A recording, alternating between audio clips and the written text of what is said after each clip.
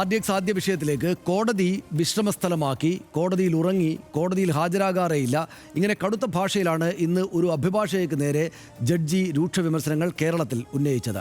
നടിയെ ആക്രമിച്ച കേസിലെ അതിജീവിതയുടെ അഭിഭാഷക TB മിനിക്കെതിരായ വിചാരണ കോടതി ജഡ്ജി ഹണി എം വർഗീസിന്റെ രൂക്ഷ വിമർശനങ്ങൾ.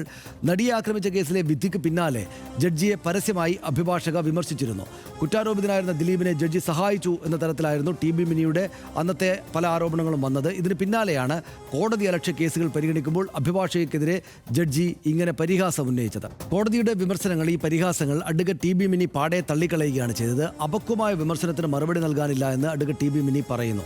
കോടതിയിലിരുന്ന് ഉറങ്ങി എന്ന വിമർശനത്തിനും അഭിഭാഷകയ്ക്ക് മറുപടിയുണ്ട്. നമുക്കത് കാണാം. എപ്പോഴെങ്കിലും ഞാൻ ഉറങ്ങിയിട്ടുണ്ടോ എന്നറിയില്ല. മനുഷ്യരല്ലേ, ചൂടുകാലത്തൊക്കെ മനുഷ്യരിരുന്ന് ചിലപ്പോൾ ഉറങ്ങിയിട്ടുണ്ടാവും. കാരണം ബോറടിക്കും. കാരണം എനിക്കൊരു റോളും ഇല്ല. അവിടെ നിന്ന് ഇവിടെ നിന്ന് അവരാണ് ഇത് ചെയ്തുകൊണ്ടിരിക്കുന്നത്. ചിലപ്പോൾ ഞാൻ ഉറങ്ങിയിട്ടുണ്ടോന്നില്ല, പക്ഷെ ഞാൻ ഉറങ്ങാറില്ല. കാരണം എന്നെ സംബന്ധിച്ച് വളരെ സീരിയസ് ആയിട്ട് ഞാൻ കൈകാര്യം ചെയ്യുന്നൊരു കേസാണിത്. എൻ്റെ ലൈഫാണ് ഞാൻ കൊടുത്തത്. 2-2.5 വർഷം, 10 വർഷത്തിൽ 10 ദിവസത്തിൽ അവിടെ അറ്റൻഡൻസ് ഉണ്ടാ കോടതിക്ക്.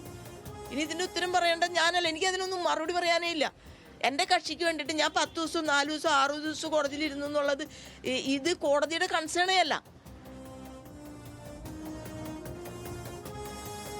നമുക്ക് ഇക്കാര്യങ്ങളാണ് ആദ്യം ചർച്ച ചെയ്യാനുള്ളത്. ഇത് അങ്ങേയറ്റം അസാധാരണമായൊരു സാഹചര്യമാണ് എന്ന് നമുക്ക് കാണാം. അതായത് ഒരു പ്രധാനപ്പെട്ട, കേരളവും രാജ്യവും ലോകം തന്നെയും ശ്രദ്ധിച്ച ഒരു ഇത്രമേൽ പ്രമാദമായിട്ടുള്ളൊരു കേസിലെ ഈ വിധി വന്നതിന് ശേഷം ജഡ്ജി ഇങ്ങനെ അതിനകത്തെ അഭിഭാഷകയെ പ്രത്യേകിച്ചും ക്രൂരമായി പീഡിപ്പിക്കപ്പെട്ടു എന്ന് നമുക്കെല്ലാവർക്കും അറിയാവുന്ന, ആ നിലക്ക് കുറ്റവാളികൾ ശിക്ഷിക്കപ്പെട്ട കേസിലെ ഈ പറയുന്ന ഇരയുടെ അഭിഭാഷകയെ ഈ ജഡ്ജി പരിഹസിക്കുന്നു എന്നത് അസാധാരണമായ സാഹചര്യം. അതിന് ഈ വക്കീൽ മറുപടി കൊടുക്കുന്നു എന്നത് അതിലും അസാധാരണമായ കാര്യം. നമുക്ക് ലീഗൽ ഡെസ്കിൽ നിന്ന് ഷബ്ന കൂടെ ചേരും. ഷബ്ന, ഇത് അസാധാരണമാണ്, അക്കാര്യത്തിൽ സംശയമില്ല. അത് ഇതുമായി ബന്ധപ്പെട്ട്, ഈ കേസുമായി ബന്ധപ്പെട്ട് പല അസാധാരണ സംഭവങ്ങളും നടപടികളും ഉണ്ടായിട്ടുണ്ട്. അതിൻ്റെ ഒടുവിലത്തെ ഒന്ന് എന്ന് കണ്ടാലും മതിയാകും.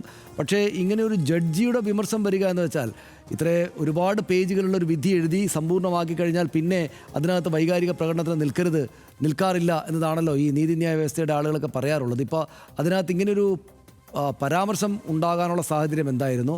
അതിനിവരുടെ മറുപടി ഏത് നിലക്ക് കാണണം നമ്മൾ? സനീഷ്, ഈ കേസിൻ്റെ വിധി പറയുന്ന ദിവസം ഈ അഭിഭാഷക കോടതിയിൽ എത്തിയിരുന്നില്ല. അന്ന് അവർ പറഞ്ഞത് ഇത് പ്രതീക്ഷിച്ചിരുന്ന ഒരു വിധിയാണ്, അല്ലെങ്കിൽ ഈ കേസിലെ 8ാം പ്രതിയെ വെറുതെ വിടും എന്ന് മുൻകൂട്ടി അറിയാമായിരുന്നു. അതുകൊണ്ട് തന്നെ തനിക്ക് അത്തരം ഒരു കേസിൽ ആ വിധി പറയുമ്പോൾ ആ സമയത്ത് തനിക്ക് അവിടെ എത്തേണ്ട തോന്നിയില്ല. അന്ന് അതുകൊണ്ട് താൻ എത്തിയില്ല എന്ന് ഈ അഭിഭാഷക വ്യക്തമാക്കിയിരുന്നു. പിന്നീട് ഇന്നിപ്പോൾ ചില കോടതിയലക്ഷ്യ ഹർജികൾ, ഈ ഹർജിയെ തുടർന്നുണ്ടായ ചില കോടതിയലക്ഷ്യ ഹർജികളുണ്ട്. ഈ കോടതിയുടെ പരിഗണനയിൽ തന്നെയാണ് അതുള്ളത്. നേരത്തെ ഇതിൻ്റെ വാദം നടക്കുന്നതിനിടെയാണ് ഈ കോടതിയലക്ഷ്യ ഹർജികളൊക്കെയും വന്നിരുന്നത്. അതിനുശേഷം ഈ മെയിൻ കേസിൽ വിധി പറഞ്ഞതിന് ശേഷം ഈ കോടതിയലക്ഷ്യ ഹർജി പരിഗണിക്കാമെന്നായിരുന്നു കോടതി പറഞ്ഞത്. അതിൽ ഈ അതിജീവിതം നൽകിയ ഒരു കോടതിയലക്ഷ്യ ഹർജിയും ഉണ്ടായിരുന്നു. കാരണം ഈ വാദത്തിനിടെ നടന്ന ചില കാര്യങ്ങൾ ആളുകൾ പുറത്തു പറയുകയും ആ രീതിയിൽ ഇവർക്ക് മോശം വരുന്ന, അല്ലെങ്കിൽ കോടതിയലക്ഷ്യ നടപടിയിലേക്ക് പോകുന്ന ചില കാര്യങ്ങളുണ്ട് എന്ന് ചൂണ്ടിക്കാണിച്ച് ആ രീതിയിൽ ഒരു പരാതി നൽകിയിരുന്നു.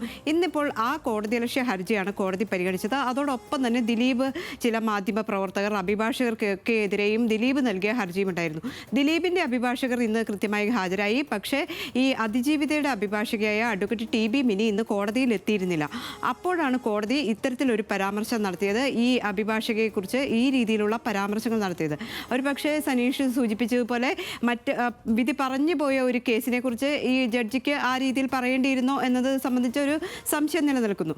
പക്ഷേ ഇന്നിപ്പോൾ ഈ പറയാനുണ്ടായ സാഹചര്യം ഇതാണ്. ഇന്ന് കോടതിയിൽ എത്താത്തതിനെ തുടർന്നാണ്. പക്ഷേ മുൻപ് പലതവണ അഡ്വക്കേറ്റ് TB മിനി ഈ കോടതിയെ വിമർശിക്കുന്ന സാഹചര്യമുണ്ട്. ഈ വിധി വന്നതിന് ശേഷവും അതോടൊപ്പം തന്നെ ഈ വിധി പറയാൻ മാറ്റിവെച്ച സമയത്തും ഒക്കെ ഈ കോടതിയുടെ നടപടികളിലെ വളരെ നിശിതമായി വിമർശിച്ചിരുന്നു. കാരണം പക്ഷപാതപരമായിട്ടാണ് ഈ കോടതി പെരുമാറുന്നത്, ഈ അതിജീവിതയ്ക്ക് നീതി കിട്ടില്ല എന്ന് തനിക്ക് ഉറപ്പാണ് തുടങ്ങിയ കാര്യങ്ങൾ പറഞ്ഞിരുന്നു. അതോടൊപ്പം തന്നെ 8ാം പ്രതിയായ ദിലീപിനെ വെറുതെ വിടും, ആ രീതിയിലുള്ള പരാമർശങ്ങളൊക്കെ മിനിയുടെ ഭാഗത്തുനിന്നുണ്ടായിരുന്നു. ഒരു പക്ഷേ അതാകാം ഈ ജഡ്ജിയെ ചൊടിപ്പിച്ചത്. ഇന്നിപ്പോൾ ഏതായാലും ഇത്തരം ഒരു പരാമർശം ഉണ്ടായത് ഈ ഒരു സാഹചര്യത്തിലാണ്. ശരി, അവർക്ക് ഷബ്ന, ഇപ്പോൾ ജഡ്ജിക്ക് സ്വാഭാവികമായിട്ടും ഇത്തരൊരു പരാമർശം നടത്താനുള്ള സാഹചര്യം ഉണ്ടായിരുന്നു എന്ന് നമ്മൾ മനസ്സിലാക്കുന്നു. കാരണം ഇതുമായി ബന്ധപ്പെട്ട് ഈ ഇങ്ങനൊരു ചില ഹർജികൾ പരിഗണിക്കുമ്പോഴാണ് സ്വാഭാവികമായിട്ടും വന്നൊരു പരാമർശമായിട്ട് കണക്കാക്കാം. ഇതിപ്പോൾ വക്കീലിൻ്റെ ഭാഗത്ത് നിന്നാണെങ്കിൽ ഈ വിധി, പ്രമാദമായ വിധി വന്നതിന് ശേഷം പല യൂട്യൂബ് ചാനലുകളിലും ഇവരുടെ അഭിമുഖം വരികയും അങ്ങേയറ്റം പരിഹാസ്യമായിട്ട് തോന്നുന്ന ചില കാർഡുകൾ പ്രത്യക്ഷപ്പെടുകയും ചെയ്യുന്നുണ്ടായിരുന്നു. അത് അവർ പറഞ്ഞതാണോ പറയാത്താണോ എന്ന് നമുക്കറിയില്ല.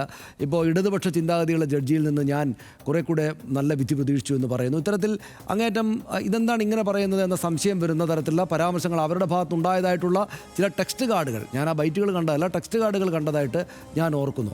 ടി.ബി. മിനി നമുക്ക് നേരത്തെ തന്നെ അറിയാവുന്ന ആളാണ്, അവർ സാമൂഹ്യ പ്രവർത്തകർ കൂടെയാണ്. ഈ കേസിൽ ഈ ഇരയുടെ അഭിഭാഷക എന്ന നിലക്കാണ് അവരെല്ലാ യൂട്യൂബ് ചാനലുകളും ഇൻ്റർവ്യൂവിൽ വരുന്നത്. പക്ഷേ കേസ് മറ്റ് പല വിധത്തിലാണ് നടന്നതെന്ന് ഇന്നിപ്പോൾ അവരുടെ ബൈറ്റ് കണ്ടാൽ അറിയാം. അതായത് ഞാനവിടെ വെറുതെ ഇരിക്കുകയായിരുന്നു, എനിക്ക് പണിയൊന്നുമില്ലായിരുന്നു, അവർ രണ്ടുപേരും തമ്മിലാണല്ലോ വാദം എന്ന്. യഥാർത്ഥത്തിൽ ടി.ബി. മിനിയുടെ ഈ കേസിലെ ഒരു പങ്കാളിത്തം എന്താണ്? പലപ്പോഴും പലർക്കും തോന്നുന്നതായിട്ട്, പലരും പറഞ്ഞതായിട്ട് എനിക്കും തോന്നിയിട്ടുള്ളൊരു കാര്യം, അല്ലെങ്കിൽ ശ്രദ്ധിക്കുന്ന ആളുകൾക്ക് തോന്നുന്നൊരു കാര്യം, ഇത്ര പ്രമാദമായൊരു കേസിൻ്റെ ഗൗരവം സൂക്ഷിക്കുന്ന വിധത്തിലുള്ള പ്രതികരണമല്ലല്ലോ ഇവരുടെ ഭാഗത്തു നിന്ന് വരുന്നത് എന്ന് തോന്നലുള്ള പല ആളുകളുമുണ്ട്.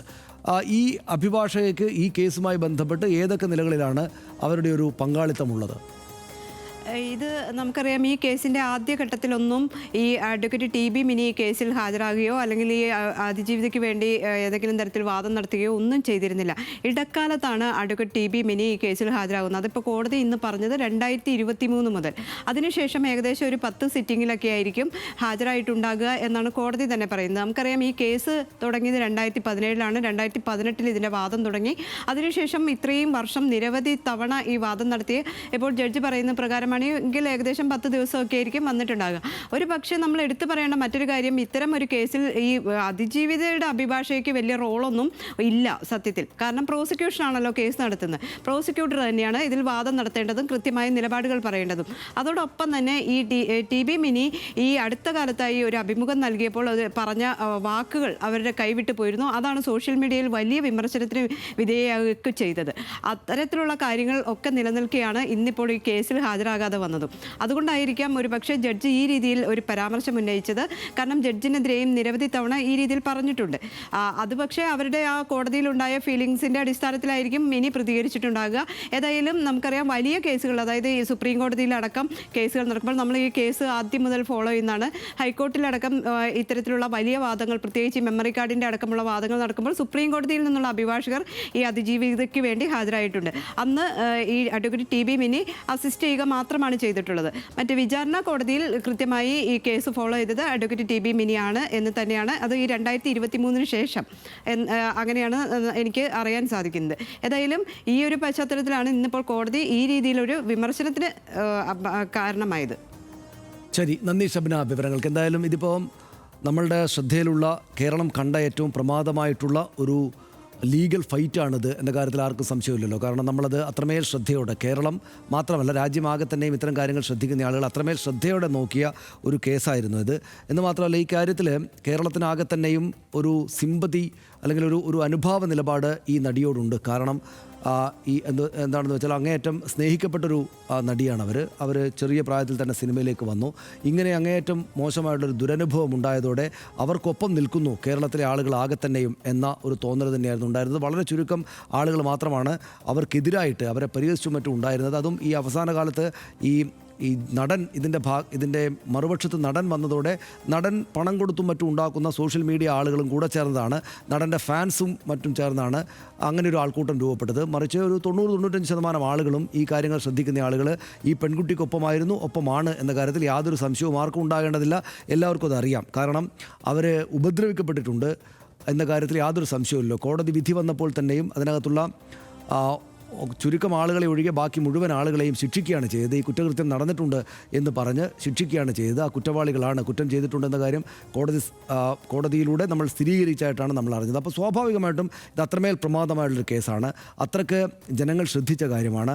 ഈ കുട്ടിക്കൊപ്പം, ഈ നടിക്കൊപ്പം കേരളം ആകെ തന്നെ നിൽക്കുന്ന സംഭവമാണ്. അതിൽ പൂർണ്ണ നീതി ഉണ്ടാവുക ഈ കേസിൽ എന്നത് എല്ലാവരുടെയും ആവശ്യമാണ്. അതുകൊണ്ടാണ് സർക്കാർ ഇതിനകത്ത് വിചാരണ കോടതിയുടെ വിധി വന്നതിന് ശേഷം പോലും അപ്പീൽ നടപടികളുമായിട്ട് പോകും എന്ന നിലപാട് സ്വീകരിച്ചിരിക്കുന്നത്. ആ നിയമപരമായിട്ടുള്ള കാര്യങ്ങൾ നടക്കുകയും ചെയ്യുകയാണ്. അപ്പോൾ സ്വാഭാവികമായിട്ടും ഈ കോടതിയുടെ ഭാഗത്തു നിന്നും അതുമായി ബന്ധപ്പെട്ട നിയമവൃത്തങ്ങളിൽ നിന്നാകെ തന്നെയും അതീവ ഗൗരവത്തോടെയുള്ള പ്രതികരണങ്ങളും അതീവ ഗൗരവത്തോടെയുള്ള ഇടപെടലുകളുമാണ് സ്വാഭാവികമായിട്ടും കേരളം പ്രതീക്ഷിക്കുക. അക്കാര്യത്തിൽ സംശയമില്ലല്ലോ.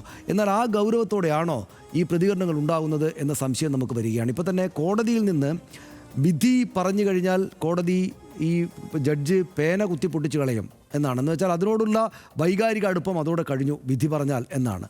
അങ്ങനെയാണ്. അത് മാത്രമല്ല നീതി ദേവത എന്നൊക്കെ പറഞ്ഞാൽ നമ്മൾ അറിയുന്നത് എങ്ങനെയാണ്? കണ്ണ് മൂടിക്കെട്ടിയ ഒരു സ്ത്രീ രൂപമാണ് ലോകത്ത് പൊതുവിൽ നീതി ദേവതയുടേതായിട്ട് നമ്മൾ മനസ്സിലാക്കുന്നത്. എന്ന് വെച്ചാൽ വൈകാരിക ആഭിമുഖ്യമില്ല. മുന്നിൽ വരുന്ന വസ്തുതകൾ ആരാണ് മുന്നിൽ നിൽക്കുന്നതെന്ന് നോക്കുകയോ എന്താണ് കാര്യങ്ങളെന്ന് സ്വന്തം വ്യക്തിപരമായിട്ടുള്ള കാഴ്ചയല്ല, മറിച്ച് ആ സംവിധാനത്തിൻ്റെയും നിയമത്തിൻ്റെയും ഭരണഘടനയുടെയും ഒക്കെ കാഴ്ചപ്പാടിലാണ് കാര്യങ്ങൾ നോക്കേണ്ടത്. വൈകാരികമായിട്ട് ഇത്തരം സംഗതികളോട് പ്രതികരിക്കരുത് എന്നതാണ് ഏറ്റവും പ്രധാനപ്പെട്ട ഒരു തത്വമായിട്ട് നമ്മൾ പുറത്തു നിൽക്കുന്ന ആളുകൾ മനസ്സിലാക്കിയിട്ടുള്ളത്. അതാണ് ഈ അഭിഭാഷകരുടെയും നിയമമേഖലയിൽ പ്രവർത്തിക്കുന്ന ജഡ്ജിമാരടക്കമുള്ള ആളുകളുടെയും ആ കമ്മ്യൂണിറ്റിയുടെ ആകെ തന്നെയും ആ ഫ്രറ്റേണിറ്റിയുടെ ആകെ തന്നെയും അഭിമാനം. ഞങ്ങൾ ഈ സംവിധാനത്തോട് ചേർന്ന് നിൽക്കുന്ന നിയമപരമായിട്ട് മാത്രം പരിശോധിക്കുന്ന വൈകാരികാഭിമുഖ്യം കൊടുക്കാത്ത ആളുകളാണ് എന്നാണ്. അവിടെയാണ് ഈ ജഡ്ജി ചെയ്ത് തെറ്റല്ലേ എന്ന തോന്നൽ നമുക്ക് വരുന്നത്. അങ്ങനെ ചെയ്യാൻ പാടുണ്ടോ?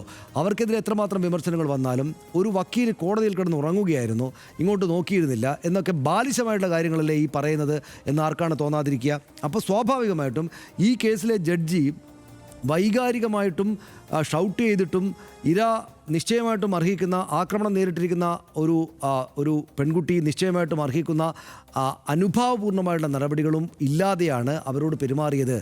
കോടതി മുറിക്കകത്ത് വല്ലാത്ത തോതിൽ അവർക്ക് മനോവിഷമം ഉണ്ടാകുന്ന രീതിയിൽ വൈകാരികമായിട്ട്, എന്ന് വെച്ചാൽ എതിർവൈകാരികമായിട്ട് ഇടപെട്ടു എന്നൊക്കെ വന്ന ചില വിമർശനങ്ങളെ നമ്മളിപ്പോൾ ഓർത്തു നോക്കുമ്പോൾ ശരിയായിരിക്കുമോ?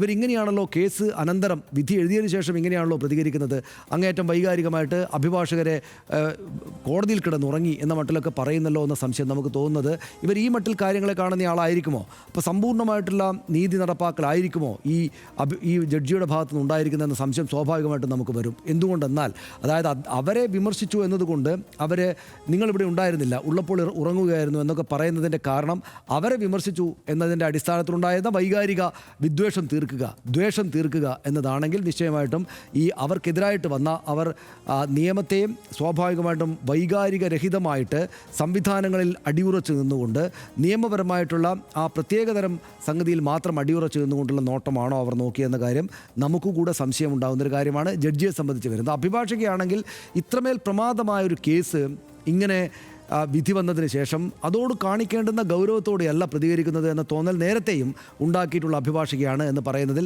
നമ്മൾ മടി കാണിക്കേണ്ടതില്ല. പലയിടങ്ങളിലായിട്ട് പല യൂട്യൂബ് ചാനലുകളിലായിട്ട് ഏതാണ്ട് എല്ലായിടത്തും പോയിട്ട് ദീർഘമായുള്ള അഭിമുഖങ്ങൾ കൊടുക്കുന്ന നിലയിലാണ് നമ്മൾ അവരെ പിന്നീട് കണ്ടത്. അതായത് ഇത്രമേൽ പ്രമാദമായുള്ളൊരു വിധി വന്നിരിക്കുന്നു. ആ പ്രമാദമായ വിധി ഈ പറയുന്ന ഈ ഇര എന്ന് വെച്ചാൽ ആക്രമിക്കപ്പെട്ട ആൾക്ക് പൂർണ്ണമായിട്ട് സംതൃപ്തി നൽകുന്ന വിധിയല്ല, അതിന്മേൽ തുടർ നടപടികളിലേക്ക് പോകേണ്ടതുണ്ട് എന്നൊക്കെ വരുമ്പോൾ കുറെ കൂടെ ഇവിടെയും ഈ വൈകാരിക രഹിതമായിട്ടുള്ള എന്താണ് ചെയ്യേണ്ടത്, കോടതിയുടെ ഭാഗത്തുണ്ടായ വീഴ്ചകൾ എന്തൊക്കെയാണ്, ഏത് നിലക്കാണ് ഇങ്ങനെയൊരു വിധി സുഖകരമല്ലാത്തൊരു വിധി വന്നത് എന്നതിനെ അങ്ങേയറ്റം വികാരരഹിതമായിട്ടുള്ള നിയമപരമായിട്ടുള്ള ഭാഷയിൽ മാത്രം സംസാരിക്കേണ്ട ആൾ പലയിടത്തായിട്ട് ചെന്നിട്ട് ഇങ്ങനെ വൈകാരികമായിട്ട് അങ്ങേയറ്റം മണ്ടത്തരം എന്ന് തന്നെ പറയാവുന്ന പല കാര്യങ്ങളും ചെയ്തതായിട്ടാണ് നമ്മൾ ആ വക്കീലിൻ്റെ കാര്യത്തിൽ കണ്ടത്. അപ്പോൾ രണ്ട് ഭാഗത്തു നിന്നും ഇങ്ങനെ ഉണ്ടാകുമ്പോഴാണ് നമ്മൾ സാധാരണക്കാരായ ആളുകൾ ഈ കാര്യം കൈകാര്യം ചെയ്യേണ്ടത് ഈ ജഡ്ജിയും വക്കീലുമാരും ഹൈക്കോടതിയും അല്ലെങ്കിൽ ഈ കോടതി വിചാരണ കോടതി അടക്കമുള്ള സംവിധാനങ്ങളാണല്ലോ, സംവിധാനങ്ങളാണല്ലോ.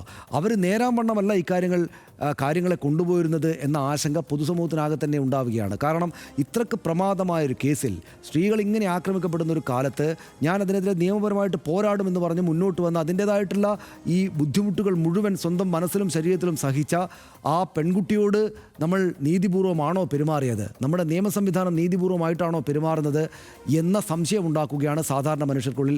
ഈ ജഡ്ജിമാരുടെ വർത്തമാനവും ഈ ജഡ്ജിയുടെ വർത്തമാനവും ഈ അഭിഭാഷകയുടെ തുടർ പ്രതികരണങ്ങളും അതിനു മുമ്പുള്ള പ്രതികരണങ്ങളും ഒക്കെ. അപ്പോൾ സ്വാഭാവികമായിട്ടും ഇതിൽ ആര് ശരി ആര് തെറ്റ് എന്നതല്ല, പക്ഷേ ഈ നിലക്കല്ല ഈ കാര്യങ്ങൾ നടക്കേണ്ടത് എന്ന് ഇവരുടെ അത്രയൊന്നും നിയമസംഗതികളെക്കുറിച്ച് അറിവില്ലാത്ത സാധാരണ മനുഷ്യർക്ക് പോലും തോന്നും എന്നതാണ് അതിനകത്തൊരു പ്രധാനപ്പെട്ട കാര്യം.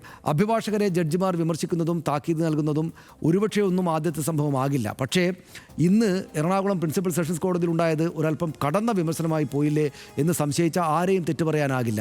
മാധ്യമങ്ങളടക്കമുള്ള കോടതി മുറിയിലായിരുന്നു അഡ്വക്കേറ്റ് ടി ബി മിനിക്കെതിരായ കോടതിയുടെ രൂക്ഷ വിമർശനങ്ങൾ, പരിഹാസങ്ങൾ. ഈ വിഷയത്തിലെ മറുവശവും തള്ളിക്കളയാവുന്നതല്ല. കേസിലെ വിധിക്ക് മുമ്പും പിമ്പും അഭിഭാഷക മാധ്യമങ്ങൾക്ക് ഉന്നയിച്ച വിമർശനങ്ങൾക്ക് ശരിയായ കീഴ്വഴക്കമായിരുന്നോ എന്ന ചോദ്യം ഈ ഘട്ടത്തിൽ പലരും പറയുന്നു. കേസിലെ ശിക്ഷാവിധി ദിനം പോലും അഡ്വക്കേറ്റ് ടി ബി മിനി കോടതിയിൽ ഹാജരാകാതിരുന്നതും ആ സമയത്ത് വലിയ ചർച്ചയായിരുന്നു എന്ന് നമ്മൾ ഓർക്കുന്നു.